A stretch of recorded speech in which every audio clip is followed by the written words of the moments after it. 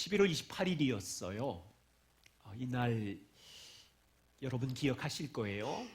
첫눈이었는데 이제 거의 40cm 이상 눈이 온 폭설이 내린 날이었고, 저는 그때 내년 어떻게 할까 기도하면서 사랑의 수양관에 있는 날 집으로 돌아와야 되는 시간이었는데 당황스러운 일이 생겼어요.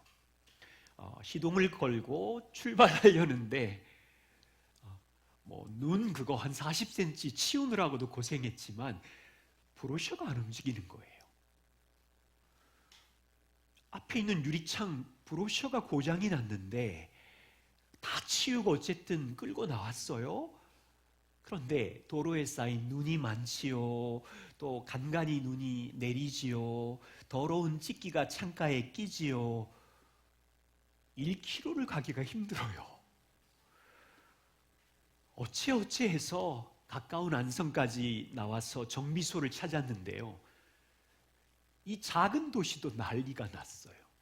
정비소 3군데, 4군데를 들렀지만 문을 여는 곳은 없었고, 조금 큰 정비소는 그 지붕이 주저앉아서 눈의 무게 때문에 저보고 막 짜증을 내면서 가라고, 오늘은 이런 문을 못 연다. 제가 깜짝 놀랐어요. 자동차는 멀쩡해요.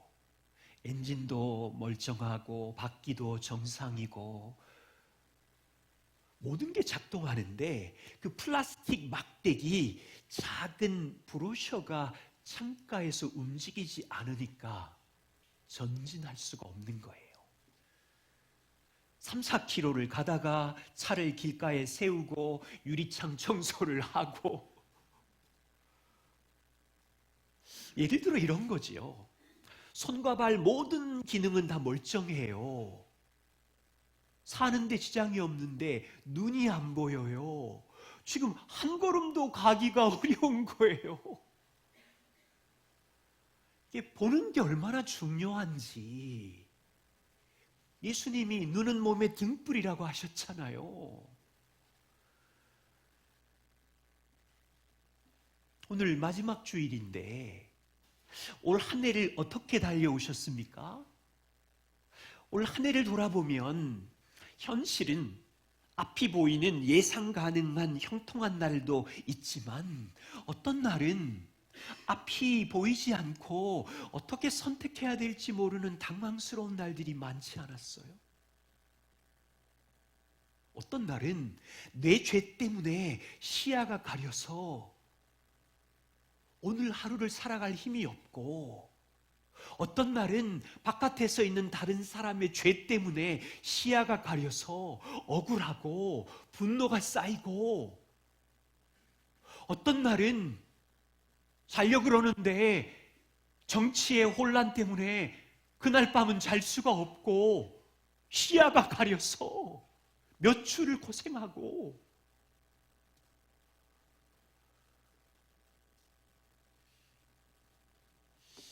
우리는 그리스도인인데 올 한 해를 살아가는 동안 좋은 날도 있었고 흐린 날도 있고 폭풍 치는 날도 있는데 다 멀쩡한데 이 시야가 가려지면 멈춰버리는 거예요. 우리는 그리스도인으로서 말씀으로 이 죄를 제거하고 복음의 은혜로 이 시야를 제거해 가면서 뚜벅뚜벅 걸어가야 되는데,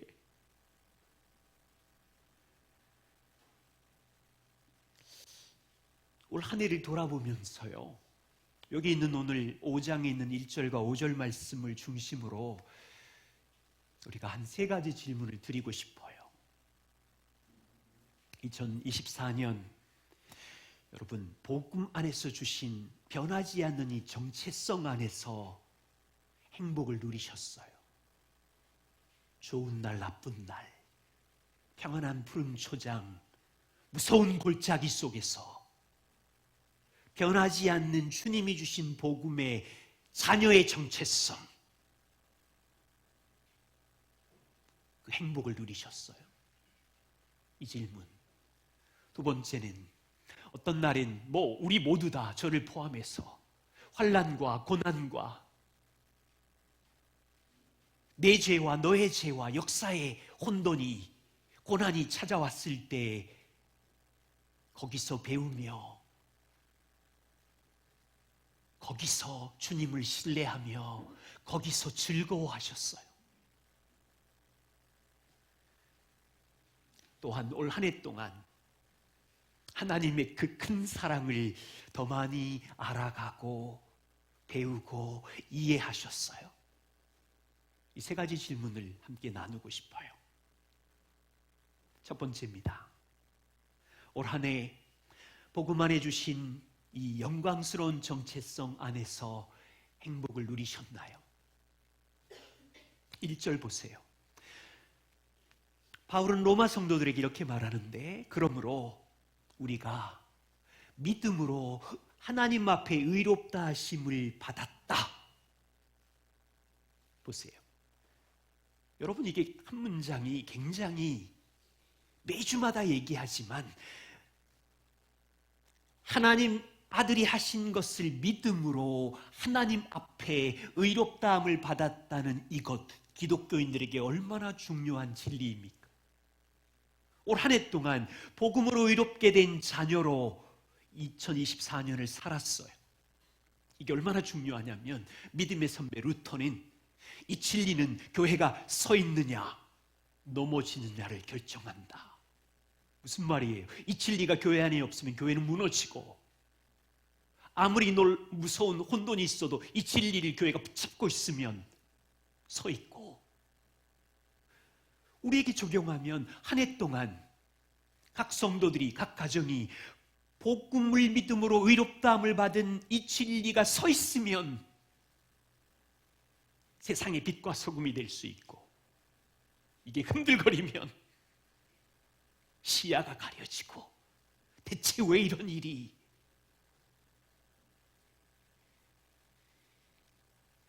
올 한 해 이 복음을 믿음으로 의롭게 함을 받은 자녀로 한 해를 보내셨다면 여러분 안에 이 세 가지 행복이 경험돼야 돼요.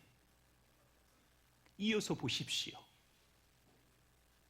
세 가지 행복이 무엇입니까? 우리가 의롭다함을 받고 자녀가 되었으니, 첫 번째, 우리 주 예수 그리스도로 말미암아 하나님과 화평을 누리는 행복을 가졌어요. 두 번째, 믿음으로 서 있는 하나님의 은혜의 보좌에 들어감을 얻었으니 누렸어요. 인생은 망가졌지만 미래에 주실 하나님의 영광을 바라고 올 한 해 즐거워하셨어요.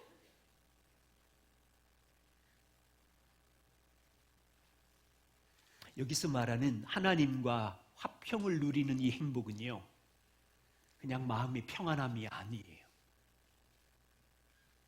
모든 일이 내 뜻대로 순리대로 풀리고, 순리대로 풀리니까 마음이 고요하고 흔들리지 않는 주관적인 평안이 아니에요. 하나님과 화평이 있다는 말은 하나님과의 관계가 완전히 회복되었다, 하나님과 나와 화목해져 있다는 객관적인 사실이라고요. 과거에 죄로 인하여 하나님과 원수였고 하나님과 깨트려진 분리된 자였는데, 이제는 예수님이 나 대신 우리 대신 저주와 형벌을 받으셨기에 이제는 주님 안에 들어가서 의롭게 되었고, 아버지와 아들, 자녀의 교제를 마음껏 할 수 있는 평화를 누리고 있는 자로, 여러분, 저와 우리는 하나님과 그냥 적당히 보통 알고 지내는 정도로 회복이 된 게 아니라, 그분을 나의 아버지로 부르는 자녀의 관계, 우주 최고의 사랑의 과정에 입양된 아들, 딸들로 들어와 있는데,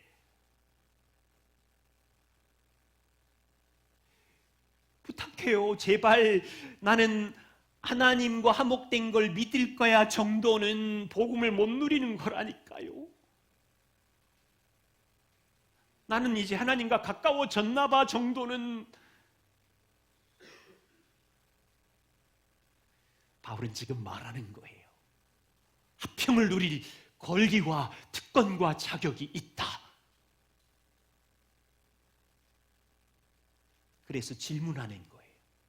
하늘을 돌아보시고 믿음으로 복음을 믿어 의롭게 된 자녀라면 올해 하나님과 깊은 화평 안에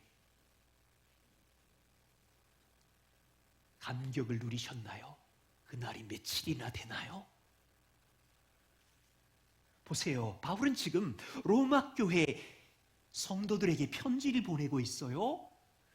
그 성도들의 현실은 어떠합니까? 우리는 이걸 몰라요. 로마 정치의 체계 속에서 이 그리스도인들은 극소수의 핍박받는 자들이에요. 느낌과 감정이 아니라 몸으로, 피부로, 일상에서 많은 제한과 핍박과 조롱이 있다고요. 그 도시의 사람들은 로마 성도들을 향하여 조롱과 비난과 비웃음이 있어요. 이거는 느낌과 감정 정도의 고통이 아니에요. 실제이지. 그런 그들에게 바울은 너희는 하나님과 사랑의 화평을 누릴 자격이 있다. 생각해봐요. 로마 성도 입장에서 생각해봐요. 현실은 어때요? 죽겠지요. 사회적으로, 정치적으로 비난과 핍박과 조롱과 제한과 신체적 안정과 생명을 지킬 수 없는 현실과 수많은 감정이 막 몰려오는 게 현실이겠죠. 그러면 이것은 그들의 시야를 가리겠죠. 나라는 존재는 뭐지? 복음을 믿을 가치가 있나? 다 스톱이죠. 그때 바울은 우리가 누구냐? 죄와 죽음과 의의 문제가 해결되어서 하나님 앞에 완전히 회복된 자녀이기에 하나님과 우리의 화평은 주관적인 평화가 아니라 객관적인 사실이며 역사의 혼돈과 눈에 보이는 핍박의 현실이 우리의 감정을 무섭게 몰고 가지만 우리는 아버지 안에 화평을 누릴 특권을 가지고 있다.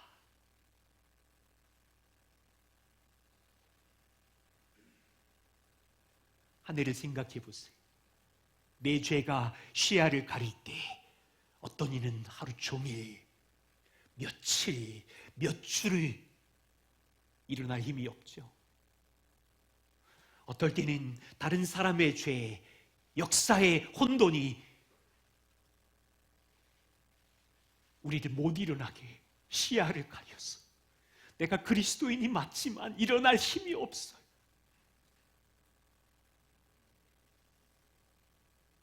그때 우리는 복음 안에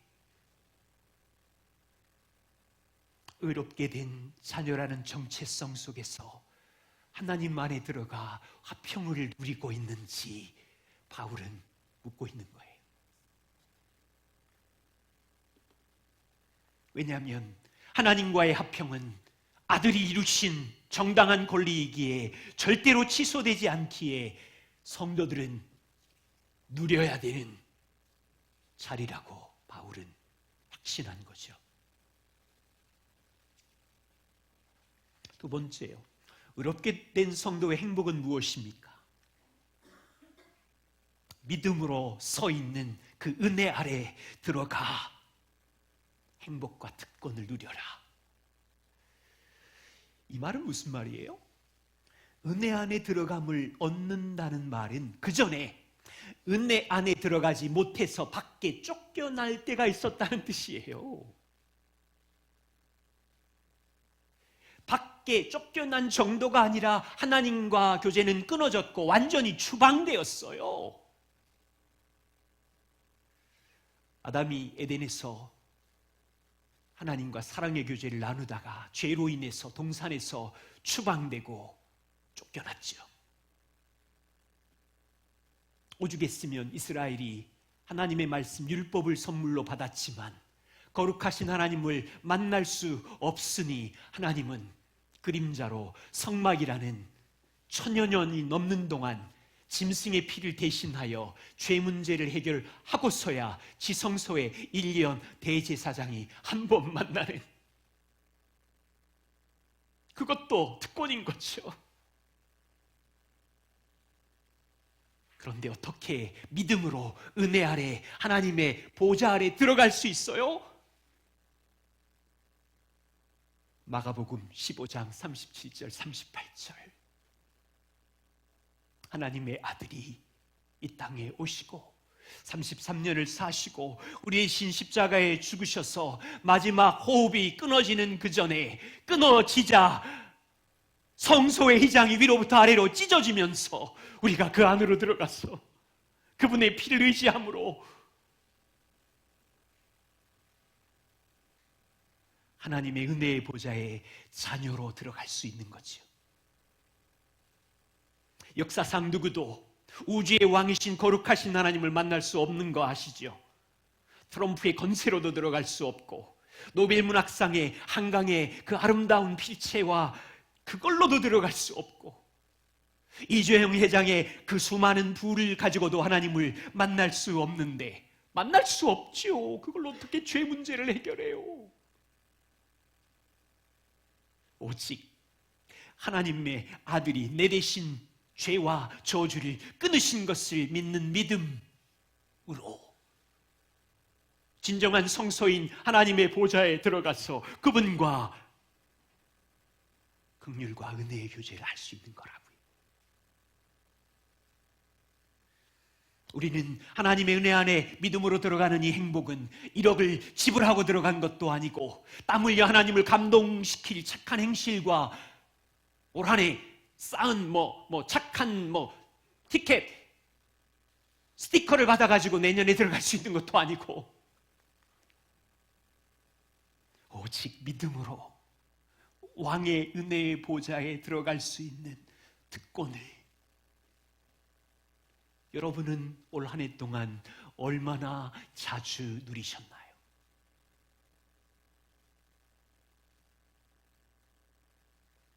말씀을 준비하다가 어느 날이 생각났어요. 제가 아무것도 할 수 없는 날이 있었어요. 저의 지혜로는 어떻게 도와야 될지 모르는 그날이 있었어요. 저는 노래를 돌아보면 종종 그때마다 그런 소식을 들으면 아내와 함께 여보 기도하자, 보좌에 나가자, 그때마다 이렇게 자주 기도했던 것 같아요. 하나님, 당신은 우리보다 지혜롭고 크십니다. 저는 아무것도 모르겠어요. 어떻게 도와야 될지 저에게는 지혜와 힘이 부족해요. 그러나 주님의 전능한 그늘 아래에 우리가 있습니다. 거대한 산성이신 당신께 피합니다. 당신이 산성이시니 사람들이 쏘아대는 화살과 고소하는 소리가 우리를 침범하지 못합니다. 하나님의 은혜로 우리를, 이 교회를, 그 성도의 가정을 보호해 주십시오. 솔직히 말할게요. 20대 때는 이게 굉장히 큰 힘이라는지 잘 몰랐어요. 이제 시간이 지나면서 와, 대박, 이거야말로 힘이었어.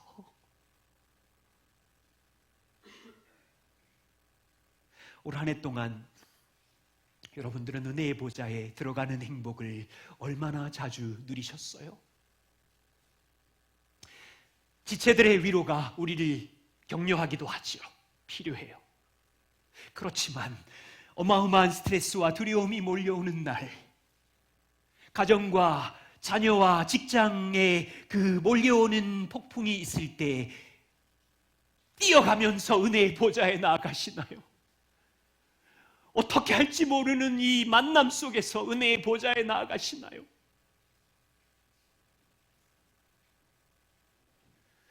분노와 억울함이 산더미 같은 날, 염려가 밀려와서 밤을 꼴딱 새는 날, 은혜의 보좌에 나아가는 건 우리의 특권이며 복음이 주신 행복이에요. 아버지의 품이니까. 그걸 행복이라고 생각하지 못하는 우리의 미련함이, 아니, 알아가는 중인 것 같아요. 저도 미련하게 많은 시간을 보냈으니까.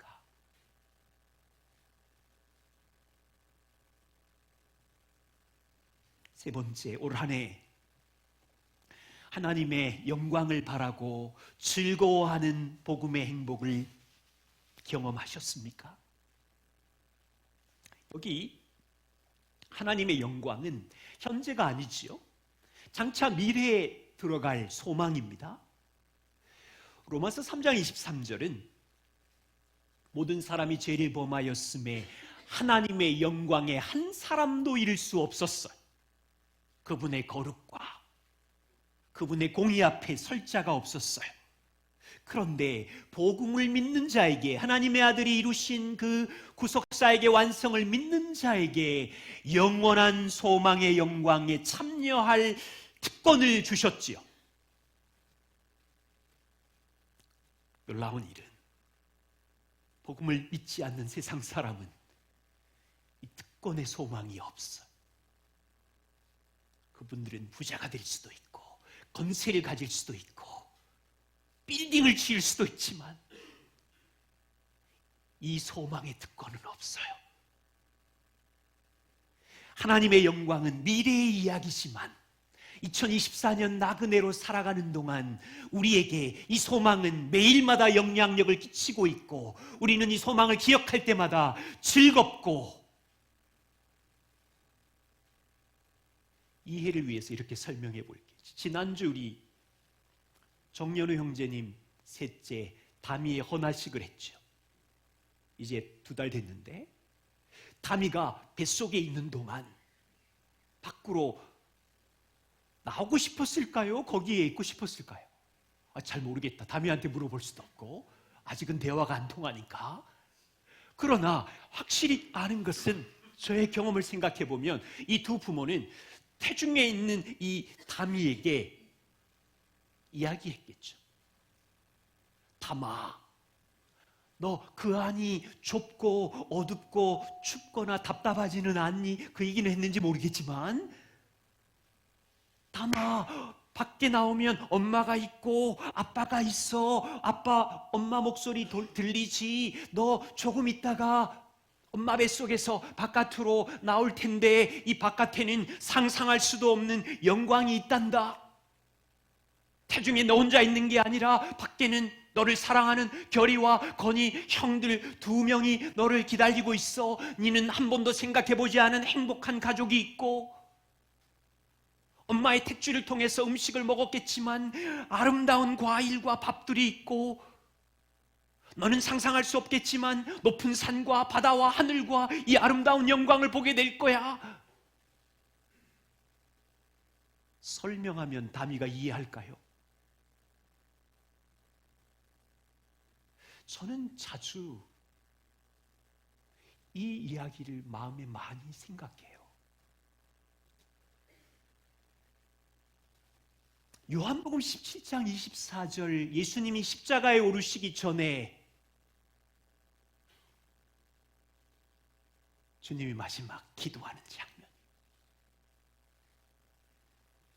하나님 아버지여, 내게 주신 이 자녀들도 나 있었던 곳에 나와 함께 있어서 내가 아버지와 영원전 창세전부터 아버지를 사랑함으로 아버지와 나와의 그 영광을 여기 있는 자녀들도 보게 하시기를 원하옵나이다. 예수님은 아셨어요. 영원전부터 아버지와 완전한 사랑과 기쁨과 평화 아래 누렸던 그 영광을 아셨고, 망가진 우리를 사랑하사 그곳에 데리고 가려고 우리 힘으로는 아무것도 할 수 없으니 몸소 이 땅에 성육신 하시고 이제 십자가의 죽으심으로 그 문제를 해결해서 죽기 전에 이 말씀을 하시는 거예요. 아버지, 내가 아버지와 누렸던 그 영광을 이들은 간 사람이 없어서 나만 알고 있는데 내가 죽음으로 이들이 거기로 올라와서 그 영광을 보게 해 주십시오.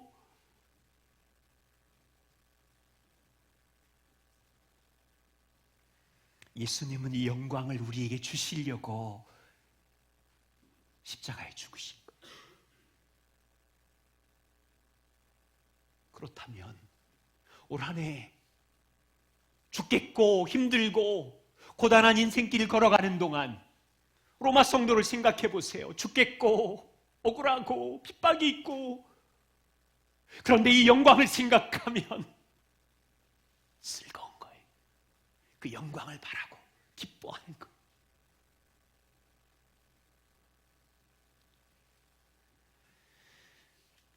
이 땅 올 한 해 살아가는 동안 자녀 양육하다가 낙심해서 절망하시고, 배우자, 부모님, 재정, 그 절망이 우리의 모든 시야를 가려버렸을 때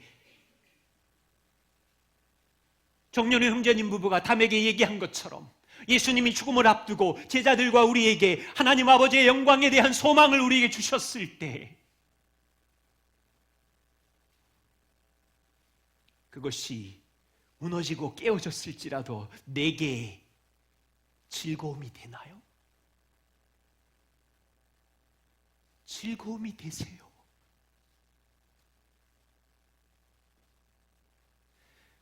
죄송해요. 나이가 80, 90이 될 때만 천국이 영광이에요? 세상에. 이 땅에서 내 뜻대로 성공하고 출세하고 풍족할 때 하나님, 땅의 성공은 작습니다. 이건 선물이지만 나에게는 썩지 않는 기업, 천국의 영광이 즐거움입니다. 내가 쌓은 게 깨어져도 괜찮습니다.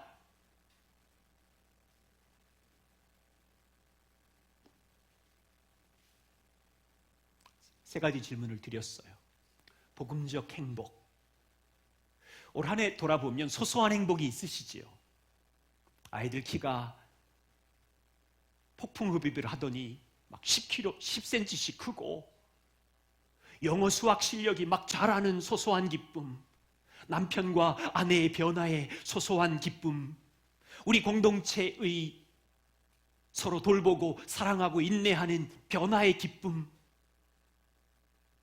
새로운 집을 얻은 소소한 기쁨, 연봉이 오르는 기쁨, 행복, 물론 맞아요. 그런데 지금 바울은 우리에게 질문하고 있어요.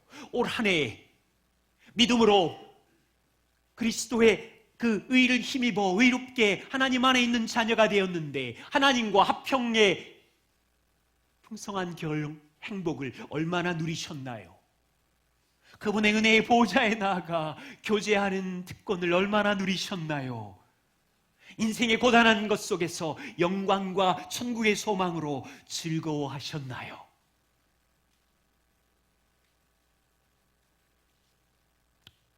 두 번째입니다. 올 한 해 여러 환난에서 우리는 무엇을 배웠습니까? 3절에 보면 바울이 다만 이뿐 아니라 우리가 환난 중에도 즐거워한다. 다만 이뿐 아니라 무슨 말입니까? 형통한 날도 기쁜 날도 푸른 초장에서는 복음의 기쁨이 있을 뿐이지만 다만 이뿐 아니라 기쁨은 너희의 현재 환난 중에도 슬픈 날 중에도 갑자기 꼬여버린 날도 즐거움의 기쁨을 발견하게 해주는데, 얘기 들으면 누군가는 바울 선생님 어떻게 그게 가능해요? 그럴 수 없어요. 보세요. 바울 입장에서 성도들에게 그들의 고난을 모르겠어요? 그들에게 로마 성도 여러분 환난이 있지만 이빨을 꽉 깨물고 즐거워하세요, 이런 뜻이에요? 즐겁지도 않은데 억지로 즐거운 척 미소를 지으세요, 이런 말이에요? 사람들은 저를 포함해서 고난이 닥치면 일반적으로 여러 가지 반응을 보입니다. 어떤 사람은 내가 이 고생 뜻대로 안 풀리는 건 당연해. 자기 죄에 대한 수치심과 죄에 대한 대가를 나는 받아도 마땅한 놈이야, 이렇게 반응하는 사람이 있고요. 나는 그거보다 더 나빠, 좋아지는 게 이상해. 두 번째는 어떤 사람은 고난과 환난 없이 평탄하게 사는 사람들을 보고는 정죄하고 우월감을 갖고 분명히 무슨 짓거리를 해서 저기까지 왔을 거야 비난하고,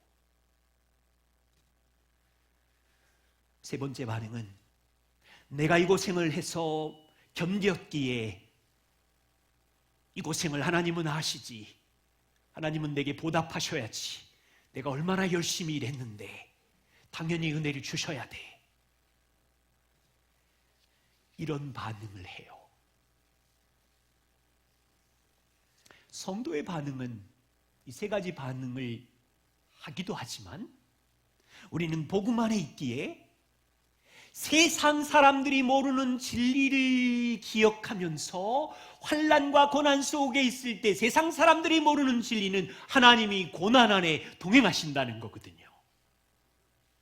고난 안에 하나님은 하고 싶은 일이 있으신 거거든요.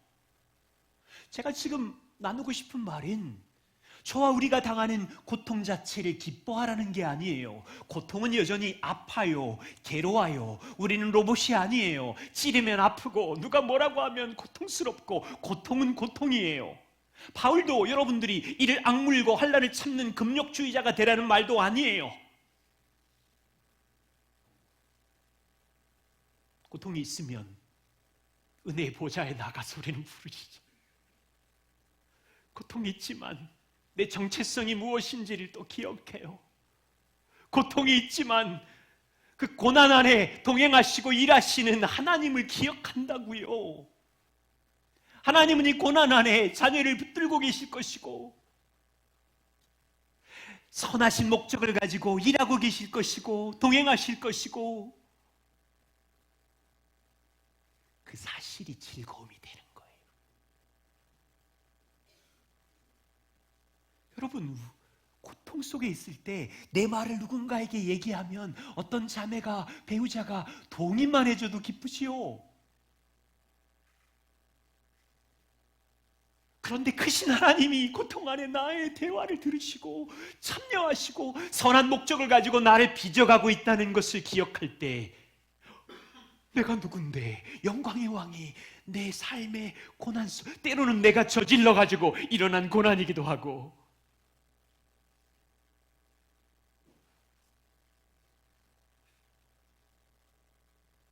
고난 안에 기뻐할 수 있는 이유는 세상 사람들이 갖지 못한 하나님이 동행하시고 선하신 목적을 가지고 나를 빚어가시는 것인데, 바울은 이것을 알고 3절에 너희의 환난 아래 하나님의 손길은 인내를 만들어낸다. 많은 사람들에게 고난은 분노와 불평을 가져오지만 너희와 동행하시는 선하신 하나님은, 너희가 분노할 수도 있고 의심할 수도 있지만 성령 하나님께서 너희 안에 인내의 성품을 자라게 하실 거다. 예수님의 동생 야고보는 이것을 알고 야고보서 1장에 이렇게 말해요. 내 형제 여러분, 여러분이 여러 가지 환난과 시험을 당할지라도 기뻐하십시오.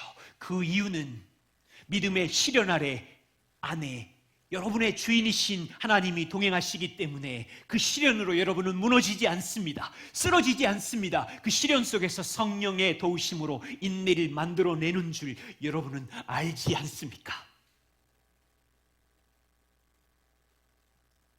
그 인내는 우리 편에서는 견디기 힘들지만 쌓이고 쌓이면 검증된 인격, 연단이 나오는 거예요. 연단이라는 헬라어는 도키멘이라는 뜻인데요, 시험을 반복해서 받으면 합격한 사람 안에 그 반복적인 시련 속에서 성숙한 인격이 검증되는 것을 연단, 도크맨이라고 말하는 거예요.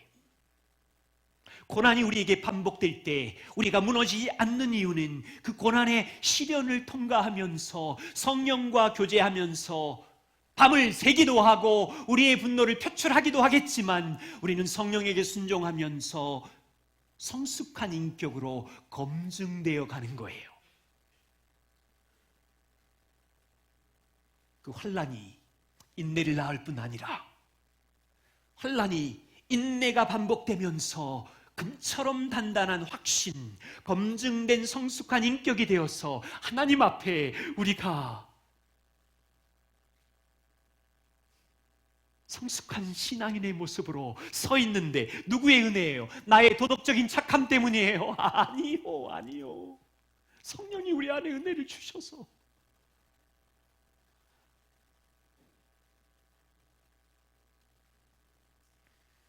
그 검증된 성숙한 인격은 소망을 이루게 해요. 올 한 해 밀려오는 고난 속에서 인내를 배웠습니다. 그 인내가 반복되면서 검증된 성숙한 인격은 때로는 우리 힘으로 할 수 없을지라도 장래의 영광에 대한 소망을 더 깊이 가지게 되는 것이고, 그 성숙한 열매는 환난 속에서 하나님이 나와 동행하시는구나, 나 혼자가 아니구나, 고난 안에 나를 빚어가시는구나, 주님을 닮아가도록. 참 재밌지요. 여러분 매년 돌아보세요. 고난이 끝나요? 우리 집안의 평화가 365일 중에 며칠이나 있어요?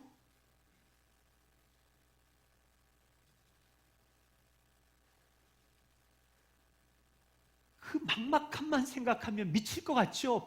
가끔씩 자주 듣는 말이, 여기 떠나고 싶어요. 우리 집도 떠나고 싶어요. 혼자 있고 싶어요. 그게 인생이에요.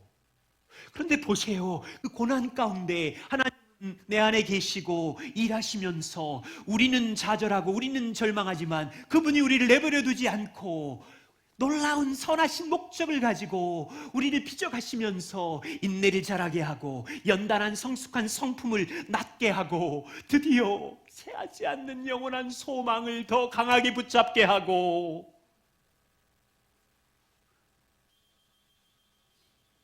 올 한 해 고생하셨어요. 여러분 가정에 많은 고난의 반복들이 있음을 저도 알고 여러분도 아시지요. 자녀 양육의 출렁거림은 저도 쉬는 날 없이 계속됐었고, 이제 두 아들이 직장을 얻었는데도 여전히 비슷해요. 어떤 분은 재정의 환란이 반복되고 있고 관계의 어려움으로 고통당하고, 그런데 제가 증인이에요. 어떤 분하고는 3년을 같이 있었고 5년을 같이 있고 10년을 같이 있었잖아요. 저는 오늘 이 말씀의 증인이에요. 한 사람 한 사람 말할 수 있어요. 어떻게 인내했는지, 어떻게 반복되는 것 속에서 출렁거렸지만 하나님을 의지하고 하루하루 일어나려고 애를 썼는지, 그래서 주님을 더 사랑하는 모습을 알고 있고 인내와 성숙한 남는 성품과 소망이 자라는 걸 저는 증언할 수 있어요. 올 한 해도 고생하셨어요. 하나님은 내년에도 그러실 텐데, 인생의 모든 환난 속에서 선하신 목적을 가지고 우리 안에 일하실 텐데, 함께 주님을 닮아가는 새로운 새해를 맞이합시다. 세 번째입니다. 5절. 소망이 우리를 부끄럽게 하지 아니함은 우리에게 주신 성령으로 말미암아 하나님의 사랑이 우리 마음에 부은 바 됨이라. 올 한 해를 살펴보시면서 하나님의 크신 사랑이 내 안에 증폭 잘하고 있나요? 우리 가정 안에?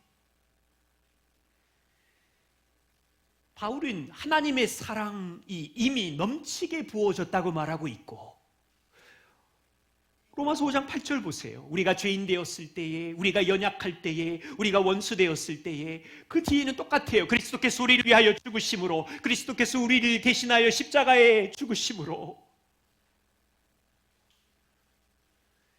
하나님께서 로마 교회 성도 너희를 향한 사랑을 확증하셨느니라.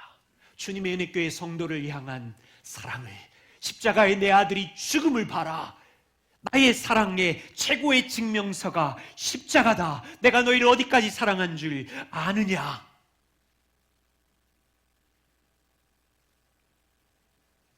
그것이 진실로 믿어진다면 올 한 해 맑은 날, 먹구름 낀 날, 비바람이 치는 날에도 하나님의 사랑이 우리 마음에, 이 교회에 부어진 것은 사실이잖아요. 사실인데 우리가 그것을 누리고 기뻐하느냐는 또 다른 우리의 반응이에요. 사실인데 난 몰라요 그러고 그냥 비바람만 묵상하다가 밤을 꼴딱 일주일 내내 샐 수도 있고, 여러분 아시는 것처럼 저와 아내는 결혼 30년을 함께 살았고, 제가 11월쯤에 자주 흥얼거린 남진의 유행가 노래가 있어요. 여기서 해도 될라나요? 저 푸른 초원 위에 그림 같은 집을 짓고 사랑하는 우리님과 한 100년 살고 싶어. 봄이면 씨앗 뿌려, 여름이면 꽃이 피네, 가을이면 풍년되고. 이 노래를 제가 며칠 동안 입에 달고 있었는데 아내가 얼마나 웃든지 비웃더라고요. 심지어 제가 이 노래를 마지막 성탄절날 우리 같이 하자 그랬는데 동의를 안 해요.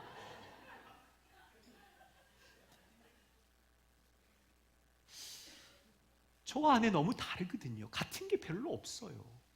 여러분이 저한테 약함으로 시달리겠지만 아내의 약함으로도 시달리는 것처럼 저도 행복해요. 이렇게 다른데 30년 동안 한 몸이 되어서 다음 세대를 양육하고 나랑 비슷한 죄인들이 모이니 교회 공동체를 섬기고, 이거 대체 무슨 은혜지? 결혼 30주년 여행을 갔는데 우리 둘 다 변한 게 없어 라고 말할 정도로 똑같은데 이해가 안 되는 은혜. 결혼 30년 안에 하나님의 신실하심이 우리 두 사람을 붙잡은 은혜가 아니면, 제가 이 노래만 부른 게 아니에요. 몇 번을 개사했어요. 여기 마지막 무대에 서려고. 예를 들면 이런 거죠. 저 푸른 초원 위에, 저 푸른 수원 땅에 그림 같은 교회 짓고 사랑하는 예수님과. 하지 말재요 이 사람이. 결국은 해버렸네요.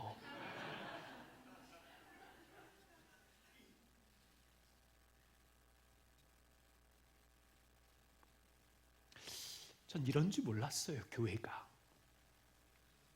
예수님이 십자가에 죽으신 사랑도 알겠고 교회의 주인이심도 알겠는데, 십자가에서 사랑을 부어주셨다는 것도 알겠는데, 망가진 나의 삶, 그뿐 아니라 교회 성도들 안에 관계와 자녀와 재정과 망가진 삶 안에 하나님의 사랑이 부어졌다고, 그게 이해가 안 되는 거예요.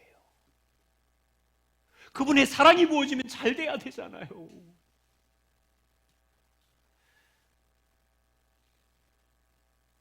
하나님은 아들을 죽이셨다는 사랑의 최고의 증명서를 우리에게 주셨지만 저와 우리 모두는 자주 의심의 노래를 불러요.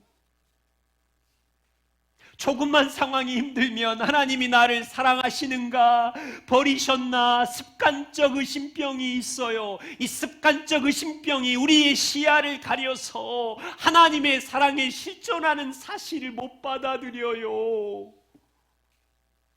제가 그랬어요.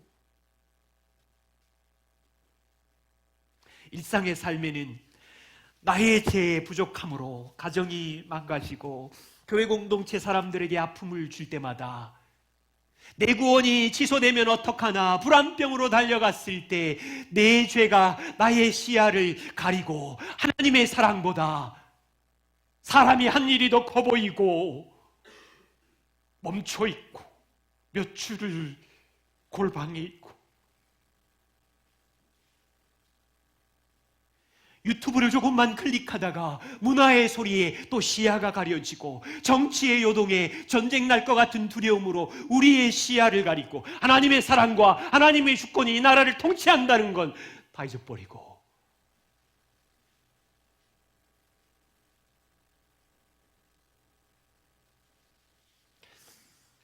저와 우리는 그런 것 같아요. 하나님의 사랑, 복음의 말씀, 이것은 변하지 않는 진리고 사실인데 나이가 들어도 더 많은 죄가 보이고 도대체 바울이 말한 성령으로 말미암아야 되는군요. 내가 착한 힘으로는 되지 않고 성령이 내게 교통하셔서 하나님의 사랑이 십자가에도 증명이 되었고 지금도 승천하셔서 우리 가정과 우리 교회와 역사를 붙들고 있는 그 사랑을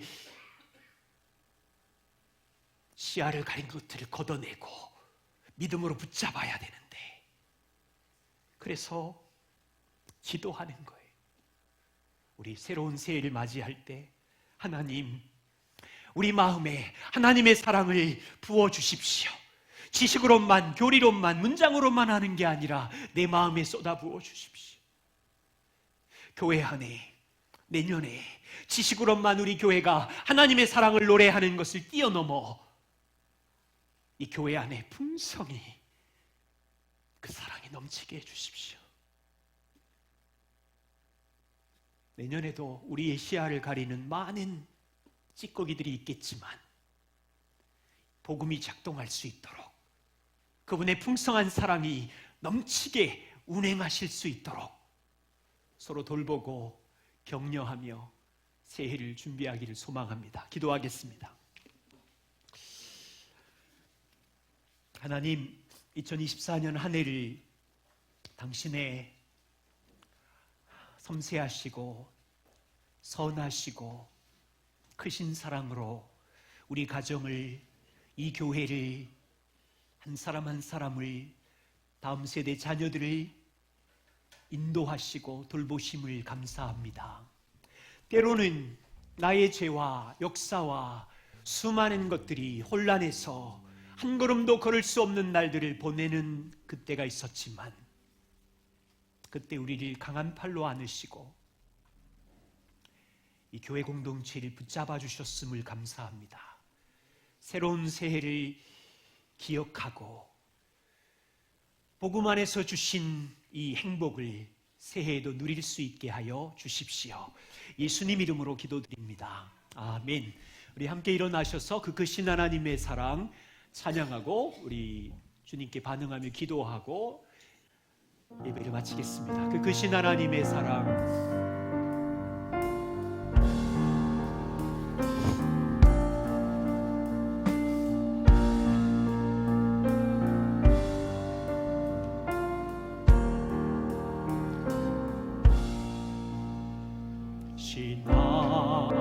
하나님의 사랑 말로 다 영 못하네.